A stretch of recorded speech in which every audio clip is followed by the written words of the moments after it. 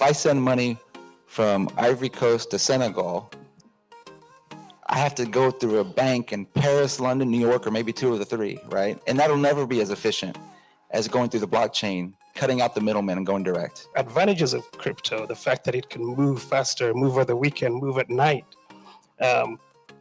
can be therefore used in the stablecoin form, and we do that ourselves. So as a product person, I invest in the space because it's a great way for African founders and African companies to go global. See the sunrise in the morning glow. People hustling, moving to and fro. Money flies with the speed. Hello, everyone. It's a pleasure to have this panel. I remember moderating this same stablecoin conversation 2 years ago, so I obviously love talking about stablecoins. But obviously, it's a really important topic, right? We all know that stablecoins, essentially coming from Africa, I would say, out of other continents, Africa has the most stablecoin penetration, compared to the rest of the world, maybe Latin America. So this is a very important conversation. We talk about how stablecoins are impacting trade, impacting cross-border payments, remittances.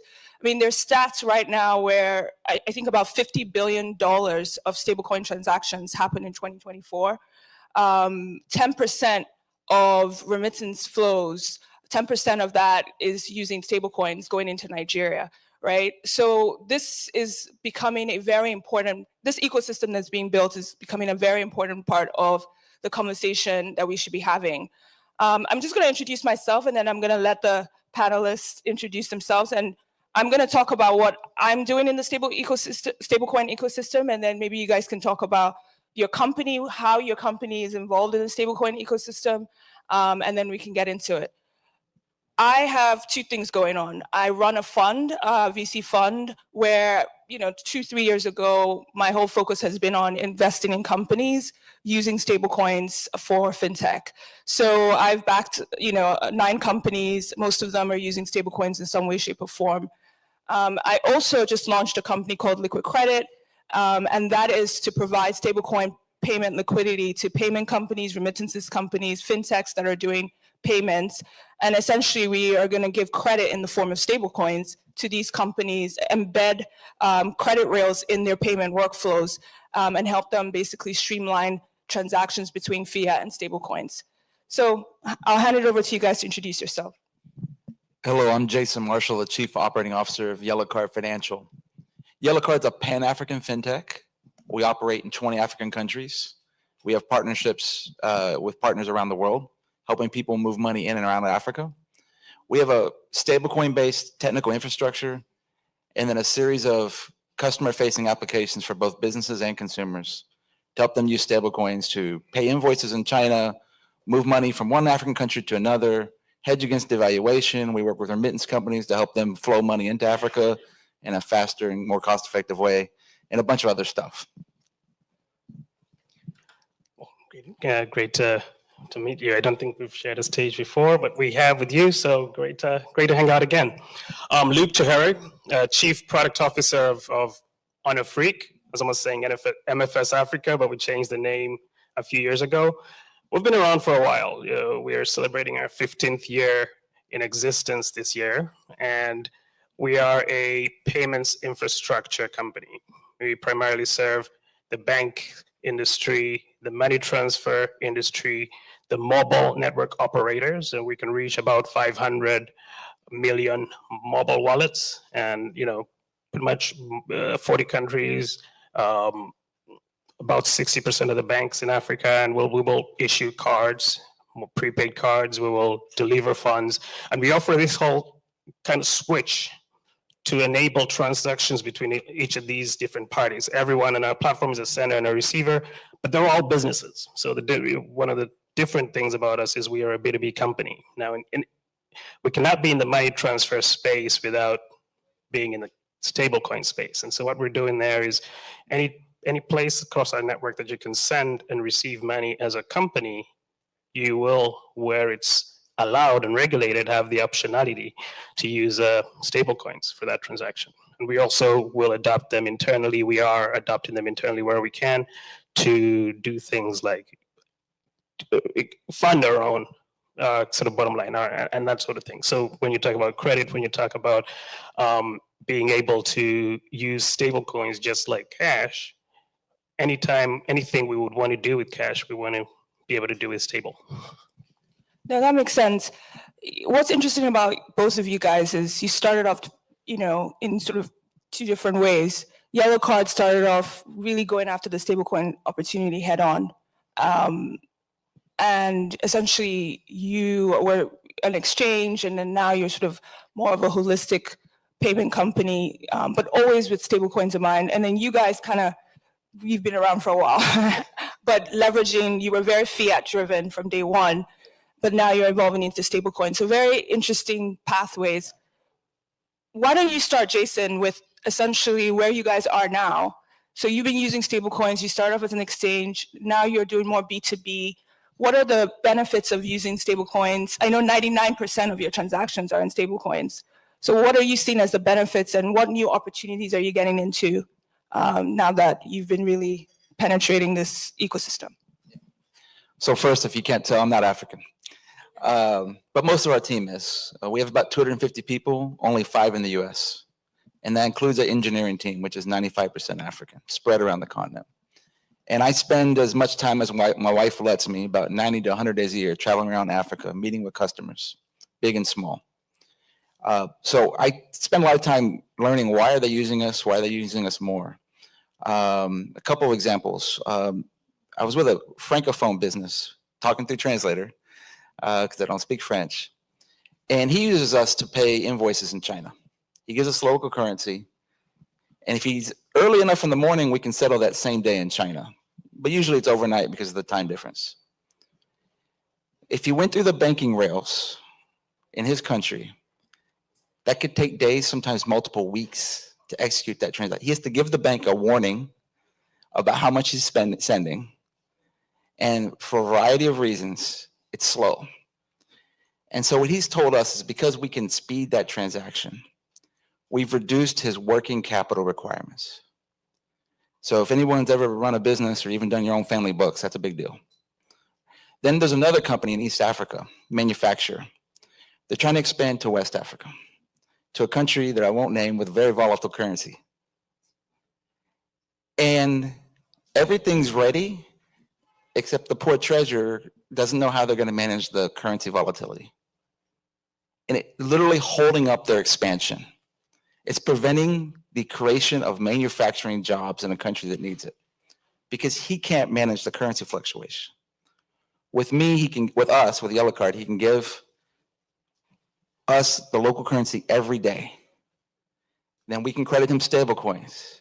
Then he can give those stablecoins right back to us, and we can credit the currency in East Africa that he wants. Currency valuation, managing FX volatility is gone. We solved it, right? And this is happening today. We're growing really fast. We're going 40% a quarter at some scale. We're headed toward $1 billion a month in volume. We're not there yet, but we're getting there. So this is real, and it's practical, and it's happening. And these aren't crypto people, stablecoin experts. These are CFOs. Yeah, corporates. Corporate CFOs in their mid 40s, early 50s, who learned about stablecoins 2 years ago. Are you seeing international corporates coming to you guys asking for this service? Absolutely. A lot of the countries you work in are very hard places to do business, especially if you're coming from outside.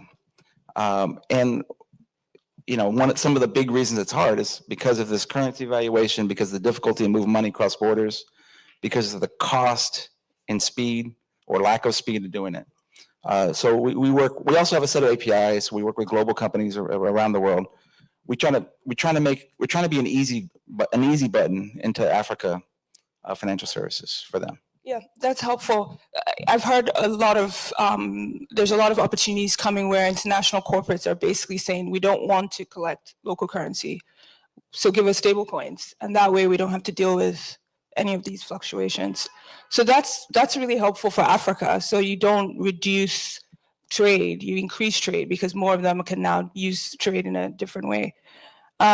Luke, what about you? You guys have a very strong ecosystem, local mobile wallets, fiat ecosystem. How are stablecoins penetrating that ecosystem for you?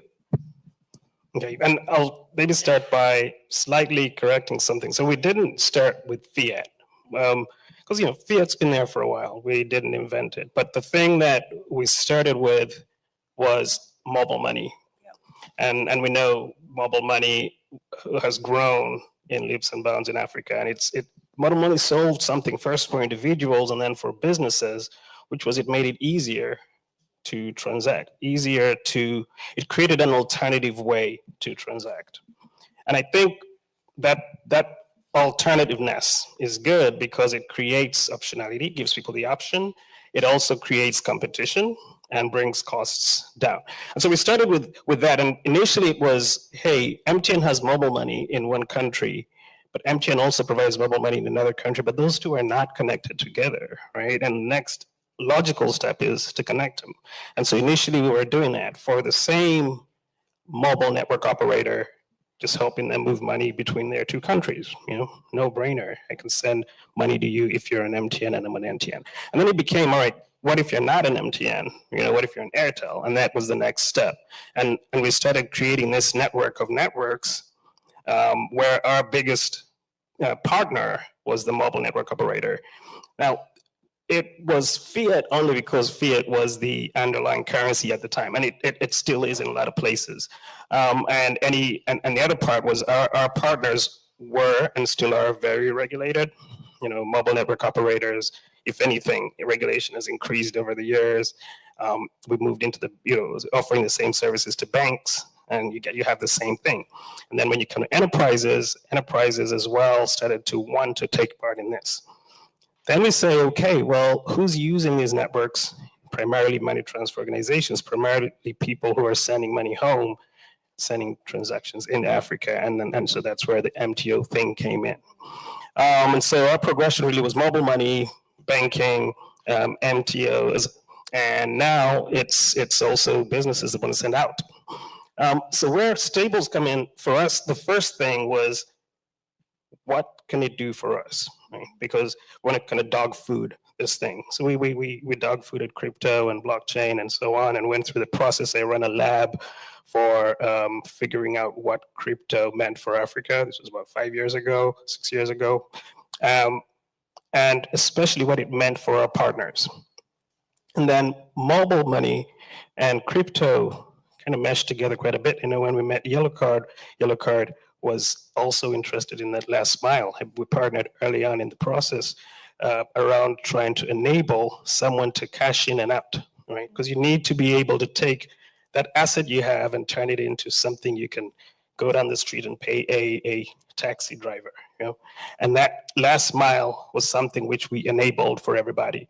Now, the issues that crypto had, crypto scaled quite a bit because it solved some issues that fiat had, right? But the problem was it also had some issues that made it hard for certain partners to engage with. Initially the banks themselves, initially the governments themselves, the MNOs themselves, anyone who was in a regulated space found crypto very hard.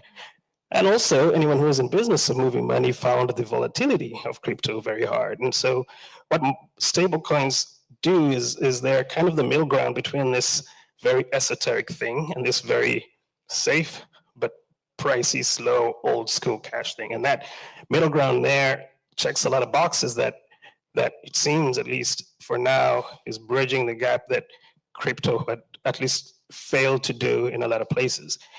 It's understood and therefore easier for a regulator to wrap their heads around. And there's many different regulations as they are countries, but for each of those, they've got a slightly easier path for stables, right? It's easier for businesses to wrap their head around because the volatility is is not an issue. And then as you wrap your head around it, then you say, well, all the advantages of crypto, the fact that it can move faster, move over the weekend, move at night, can be therefore used in the stablecoin form, and we do that ourselves. So as a product person, I want to be able to settle my partners faster, right? Because that's what they want. And if I can settle them in stables, that's good, it's faster. If it's cheaper, that's even better. Yeah, no, that's very helpful. So let's talk about the future. I mean, we'll talk about regulations and all that really fun stuff with governments and all of that, but just let's look at the future. For example, you talked about how you guys build this interoperable mobile money network. I mean, clearly Africa has innovated, from, just banking rails to mobile money rails. But why aren't the telcos using stablecoins, for example? And is there a way you guys can bridge that gap? What could be the future for you guys with stablecoins? And then I'll ask you that as well in terms of what you guys are building. But I'm curious for you, because you really started off with the telco rails. Yeah, and so we are perhaps one of the ways that telcos can use stables. And even before stable coins, one of the things we were positioning ourselves as is that thought partner for everyone. When crypto became a thing, everyone was trying to figure out, how can we use this? What does it mean for me, especially if you're in the money movement game? And also everyone was very risk averse, right? And so the risk averseness continues, especially as telcos are in this space where they are not a bank. And because they're not a bank, they have to be very careful, because the regulator is looking at them, right? And so they would love to do things, but they don't do them because they don't want to lose that special place they have. Mobile money has a special place. It shouldn't exist. Is that the reason, or are they worried about the competition that comes with stablecoins? No, I mean, the competition's there already, and in fact, when we speak to them, the most likely reason for them to adopt stablecoins is because if they don't, they're going to get left behind. Yeah.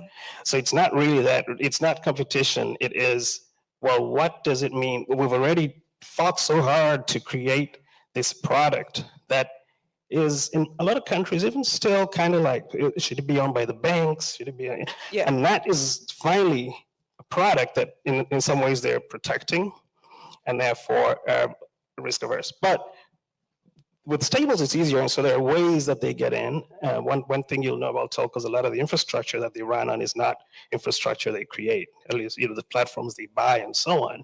And therefore, changes that need to be made usually require a tech provider, require a platform provider. And so we are one of those, and there are others who can enable blockchain functionality and therefore stables for them. What about you, Jason?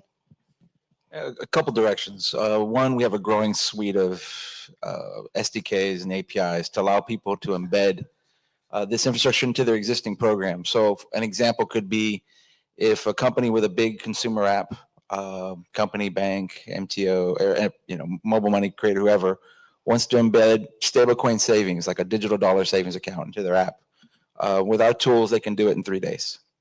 Then the other thing we're doing is on the corporate treasury side is we're rapidly moving beyond Africa to have our stablecoin and our fiat on and off ramps be more of an emerging market solution. We see huge opportunities in south to south flows, right? They're not as big flows, but they're also the people who need them. They're very expensive and very slow, right? So, South America to Africa, India to Africa, even Southeast Asia, right? So you'll see within 3 to 6 months we'll be changing our Africa-focused APIs more to kind of a emerging market global south suite of APIs. Yeah, no, that's a great future aspiration, and why I invest in the space, because it's a great way for African founders and African companies to go global, because it's a borderless technology. And I do think more African startups need to be going global, especially when you think about the funding environment. Just since we're in this sort of World Bank experience, what do you think are policies that could be helpful to really drive the growth of stablecoins? I know there's certain countries in Africa, like Nigeria, that just came up with this securities law, South Africa. But if there's any hindrance that you're experiencing, what government policies could be helpful?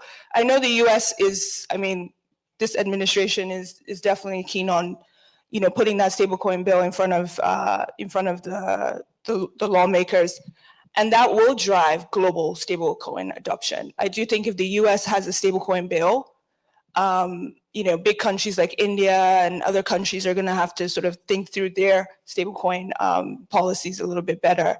But what are some things that you guys practically would like to see that could help your businesses? Well, one, I think in general, the regulators in Africa have moved way too slow. The blockchain technology is 15 years old. Stablecoin is probably about 12 years old, 12 years. And you will still hear some regulators say this is new technology. And that failure to become educated and put together a regulatory framework has a massive societal cost. It's what's leading to the massive scams that are costing billions of dollars on the continent. We were the first people to get the virtual asset service provider license in Botswana, which was the first country on the African mainland to have such a regulatory regime. And as soon as we did, we worked with the regulators and took out a lot of bad players because the public knew, oh, there's a good alternative that's regulated, right? So I think that's one, just moving faster. And the other thing we're seeing is we get punished for doing things the right way. So we have we have anti-money laundering and fraud controls and KYC controls that are required, and we get punished for it. We lose market share every day to bad actors, and the regulators don't stop it. And by not stopping it and not enforcing the regulations that exist, now I'm talking about new regulations, like money laundering regulations, know your customer regulations, those have been around forever. By not enforcing those, it's leading to growth in bad actors, especially in the gray market. Yeah, I mean, the U.S. is going through the same thing. Because there are no regulations, it just creates all this confusion. So it's like, just do it, and then everybody knows what they're doing. Instead of talking about crypto in a negative way, just regulate it, and everyone abides by that regulation. But go ahead. I think that Africa has an opportunity. What comes after the current stables that are mostly dollar and euro denominated, African currencies, are something that will help close that gap. Because right now, the biggest issue along the chain is still the last mile. So you've got this USDT, you name it, but how do you get Kwacha? And that's, a lot of folks are solving that in our space, right? But if regulation could enable that so that you can get e-Kwacha or e-something or something that you can use at the last mile, that closes the picture for it. That's a good segue into local fiat-backed stablecoins. So a lot of the stablecoins that have been really popular are US dollar-backed stablecoins like Circle, Tether. But we are seeing some stablecoins being set up in, Brazil, for example. That Brazilian stablecoin has one of the largest market cap outside of the dollar and the euro. So Brazil has done a very good job linking their stablecoin with their local payment rails. So if you buy into that stablecoin, it automatically feeds into PIX, which is their the nibs, in Brazil. Why can't we do that in Africa? But if that comes about, how would you guys use those sort of local stablecoins? Yeah, I don't think domestic payments are the issue in Africa. Like African entrepreneurs have innovated and solved that in different ways in different countries. I don't need an e-Naira in Nigeria. The Naira is already digital. I need an e-Naira if I'm in London. I need e-Naira here in DC. I need an e-Naira if I'm in Nairobi. Why shouldn't I be able to buy an e-Naira wherever I'm at and send it home if I'm Nigerian? Right? That's the huge opportunity. We can give people more options. Every time you convert and where you convert, with who you convert, there's a loss, right? And that loss, I mean, that cost can be 8-10%. And I think my struggle, sometimes the regulators, they're excited about a digital version of their own currency, but they don't want it to be distributed outside their country. Like there's, you know, and it's a technology that they still haven't, I think they haven't fully grasped for it to take advantage of. It's not, you can't hyper control it. But Right? that's interesting because we're in an administration that wants the US dollar to be the #1 currency for global trade. And then we have African countries that don't want their currency outside their borders. How does that work? Everyone is interested in their own turf.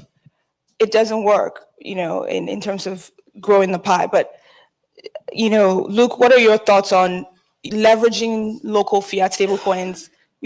Obviously, it's cross-border payment, you know, but the last mile you were talking about, how can that be helpful there? I like what is said. So every time the highest cost is when you're exchanging or when you're using a service that facilitates the next step. And so, you know, I'm a middleman. I don't want to get eliminated, but I'd like to bring those costs down, right? And the way I think we do it is by reducing the number of hops. The reason why earlier on the previous talk was talking about credit, and the bankers on the panel mentioned that credit is sort of the next service. Everyone goes into credit. And I think they were talking a bit about local credit, you know, businesses that need it, but everybody in our space is credit funded.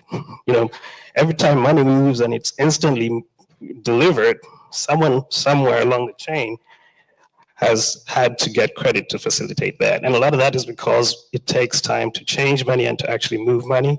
And so if we can get rid of that, we reduce the time, reduce the cost. And I think that, you know, the way to do it is to have the same rails, you know. So if we're all digital, then there's less need to change tech, change platform, change this along the chain. And that reduces friction, reduces cost. Yeah, that makes sense. We have 3 minutes left. I want to open it up for questions. If I don't see any questions, I'll ask more. Go ahead. This is awesome. To create the AI process to get it approved, like in the US, you got to go to the reserve. Is that something that you're already pursuing? And then the global platform that you're doing the exchange at to be able to convert currencies from one country to another, because every country says, now we want payment in our currency. Is the future of the quantum financial system in your eyesight as well to be able to adopt to that? Because technically you're not a bank, so you're not subject to the SWIFT rules. So is the future of the quantum financial system something that you're going to be concerned about going forward? Our biggest competitor is SWIFT and correspondent banking. We've replaced it. So what we do doesn't touch SWIFT and correspondent banking at all. And we think that's antiquated technology from the 70s. And it's expensive. It's great if you're a New York or London bank. But if I send money from Ivory Coast to Senegal, I have to go through a bank in Paris, London, New York, or maybe 2 of the 3, right? And that'll never be as efficient as going through the blockchain, cutting out the middleman and going direct. So we don't need the Federal Reserve directly. We don't need SWIFT. We don't need correspondent banking. And we haven't for 11 years.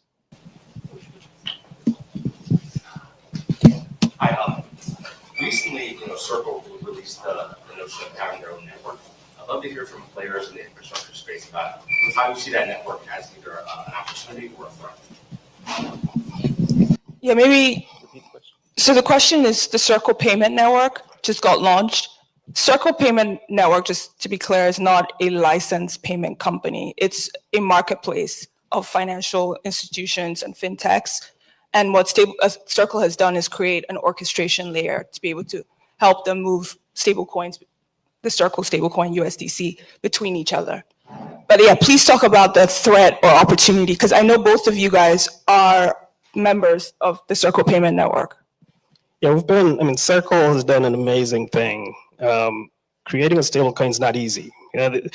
It's common knowledge, but you basically, for every token there, you have $1 somewhere. You have the same value somewhere, and they've built this as a private company. It's great, and we've been a partner for a while, and we're bullish. If anyone can push this thing to the next level, it's them. And so we're excited about what they're doing there. Yeah, we're proud members of the Circle Payments Network, and one vision to make it more practical is there's an American entity that's part of the Circle Payments Network. We want to be their African leg. So when that American entity has a company that wants to send money or receive money from Africa, we want to be on the other end of that with Circle orchestrating that connection. Yeah, I think Circle, that's the real power of what they're trying to do, is work with banks and corporates, especially in the US, and they have a very clear way of getting access to these emerging market countries through rails on the network. Yeah. You wanted to, yeah. As a money transfer company in the US, how do we benefit from a system that is not regulated? You know, the cryptocurrency industry, as big as they are, even in the US here, is still not regulated yet. And when I say money transfer company, you know what goes with it, highly regulated within the US, and also having license in other parts of Africa, and partnership. So I don't know how the regulation will sink into that for us, like to API with your system to deliver our service. We are a money transfer company. Thank you. In the USA. So your question is, how can you work Regulations. Yeah, sure. Yeah. So we work with money transfer companies from the US today. Probably PayPal's Zoom division, for example. They give us stable coins, and then in exchange we give them, Central African franc in Cameroon or ZOF in Cote d'Ivoire. We do that today. They did a lot of due diligence, right? They have to know who they're working with. But yeah, we operate, we are regulated in many ways, right? There's plenty of laws that apply to anybody who's touching money. There's not specific regulations for what we do in many countries yet, though that's changing pretty fast. But we're still subject to all the rules of fraud and money laundering and everything else. We're registered with FinCEN here in DC. And as an American, I want to stay out of jail. I'll say that, so there is some regulation, especially here, that enables players to play in the space. It's changing, it's volatile, it's not clear, but clearly, the fact that Circle exists as an American company and, any of the other, PayPal, Zoom, and so on, who are in the space means as an MTO, you want to find out how they're doing it or what regulation they're using, and DC is a good place to be for that. Yeah. And Circle, by the way, is going to become a bank. I mean, all of these players are all licensed, and they're all going to get licenses and things like that. So it's just finding the right partners to work with and making sure that they're following the traditional banking rules, essentially. Any more questions? Yeah. I want to know how to come back to the regulators, especially in Francophone Africa. And also know your part of how are you confident about the future of stablecoin, especially in Francophone Africa? We have seen that it could have some obstacle when it comes to regulators, like central bank. We saw 2 weeks or 3 weeks ago that central bank issued notification to know that any fintech that has not regulated should not work. And there is no virtual asset license. Regarding you, how are you confident about the future of stablecoin?